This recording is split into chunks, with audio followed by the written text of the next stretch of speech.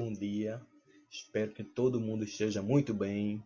Estou aqui aparecendo agora nessa telinha menor aqui, né? Não é como no Zoom e nem é ao vivo, tá certo? Mas por que eu decidi colocar isso aqui? Porque vejam, nessa semana a gente só tem duas aulas, que é uma aula na terça, né, que é essa agora gravada, e tem uma aula na quarta-feira. Então, na quarta-feira a gente vai fazer uma revisão. Por que revisão? Porque na próxima semana, na segunda e na terça, vocês irão fazer o simulado, não é isso? Então a gente não vai ter tempo de estar trabalhando, de estar revisando, de estar fazendo tudo direitinho como eu gosto de fazer, tá certo? Então o que é que eu quero? Vou acabar hoje o conteúdo, nossa apostila, que é o capítulo 2, que é o que inclusive vai cair lá no simulado do GGE, ok? E na próxima semana, na quinta-feira agora, vocês irão receber as apostilas, né? Vão lá no colégio pegar. E na próxima semana a gente inicia a apostila nova, tá certo? Então, só para a gente entender o que está acontecendo.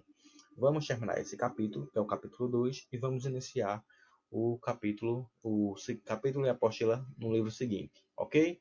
Então, para a gente finalizar, ele vem com 3 conteúdos, e por isso que eu decidi colocar isso aqui gravado, porque se a gente fosse para a aula ao vivo, né, ia ter interferência, ia ter uma coisa ou outra, então a gente não ia conseguir terminar esse conteúdo. Então, eu decidi fazer assim, tá certo? Mas as dúvidas, os questionamentos e na revisão tirem comigo, tá certo? Se tiver alguma dúvida aí, já guarda, anota aí. E quando for na aula ao vivo, me perguntem. Ou então mandem para mim pelo WhatsApp, que vocês sabem que eu estou o tempo todo. A hora que me chamar lá, eu vou responder, tá certo? Às vezes demora um pouquinho, mas respondo, ok? Região Sudeste. A gente tem aqui o mapa do Brasil e nós temos aqui as 4 regiões, as 4 unidades federativas, que é a região Sudeste, ok? Minas Gerais, São Paulo, Rio de Janeiro e Espírito Santo. Deixa eu passar aqui o slide. Gosto nem de tossir, tô tossindo. A gente tem aqui o tamanho dessa região, né, que é uma região grande em termos de território. E nós temos aqui que é a região mais povoada do Brasil. E por que a região mais povoada do Brasil? Ela é porque nós tivemos durante os últimos 60, 70 anos uma grande força, um grande fortalecimento da economia nessa região, né? Muitas empresas se instalaram lá, muitos negócios, né? Muitas empresas internacionais foram para lá. Então, muita gente migrou de outras regiões do Brasil para morar lá, tá certo? Até hoje é uma região que atrai muita gente para morar lá na região sudeste do Brasil, ok? Então até tem uma imagenzinha aqui, que é a imagem da pintora Tarsila do Amaral, que é os operários, que até falando de São Paulo, que mostra um pouquinho como é, né? Como foi essa corrida para o pessoal arrumar emprego para ir para lá e porque essa região até hoje atrai muita gente. Então a gente tem aqui a maior parte dessa região é formada pela Mata Atlântica, uma vegetação tropical com espécies de alto porte devido ao alto índice de umidade, mas pouco se resta dessa vegetação, sendo a mais devastada no Brasil. Seus remanescentes encontram-se em unidades de conservação. O clima dessa região é em maior parte tropical, se divide em tropical úmido nas áreas litorâneas e no estado do Espírito Santo e Rio de Janeiro, tropical de altitude. Aí só para a gente comprovar aqui, ó, que eu falei agora há pouco, deixa eu vir para cá. O que é que acontece? Nós temos aqui, ó, isso aqui é uma foto mostrando um pouquinho como é essa região de Mata Atlântica. E nós temos também aqui uma imagem aqui, ó, mostrando que nós temos árvores de grande porte. Ó aqui, ó, as árvores enormes. Ó aqui, eu bem pequenininho e as árvores enormes aqui, tá certo?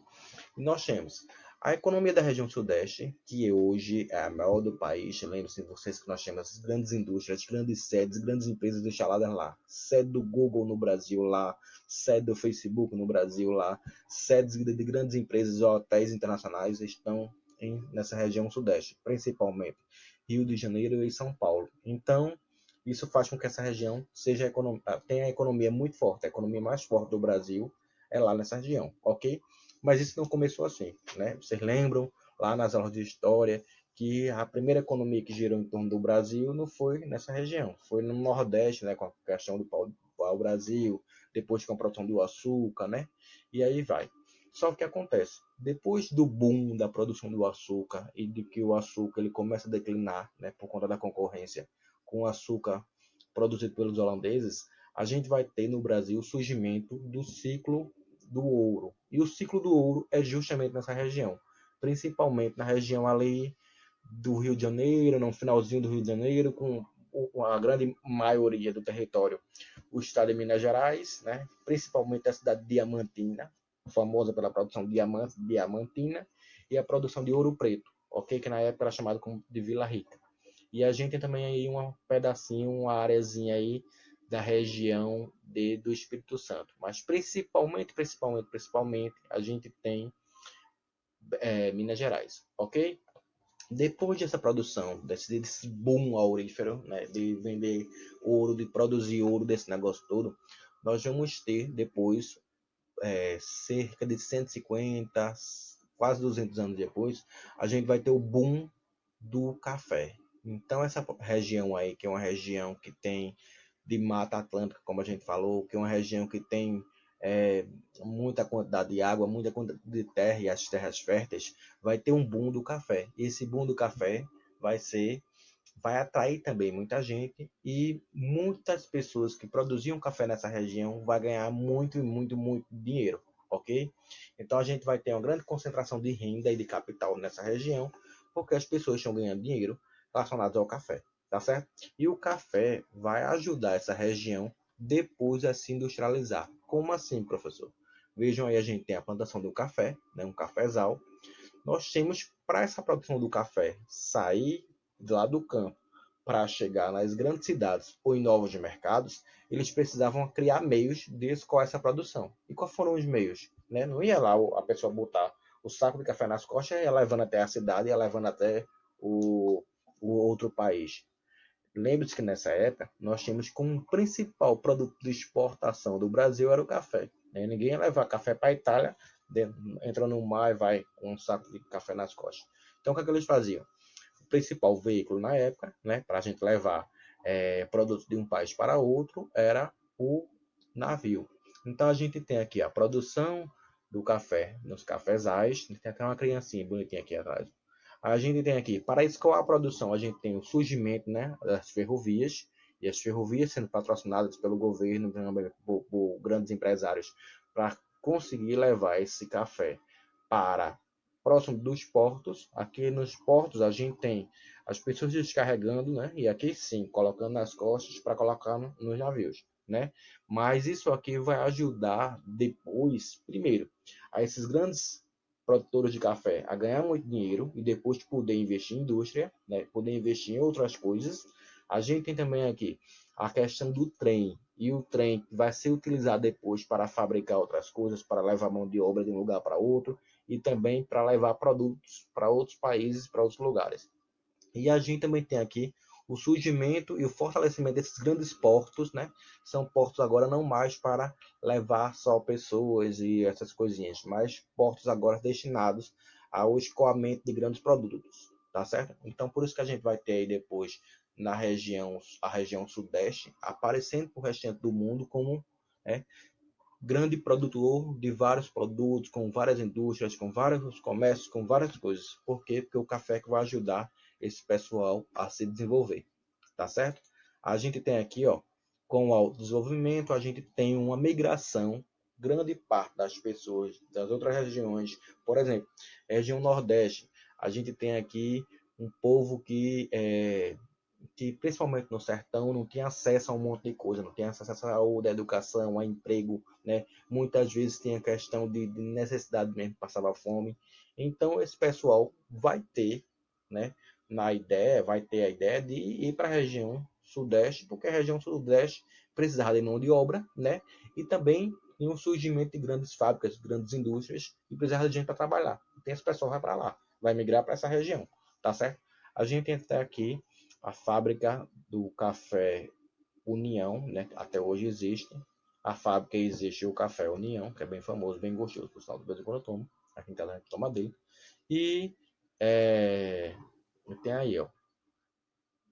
Atualmente, essa região também sofre por um fenômeno que é o de migração de retorno. O que é isso?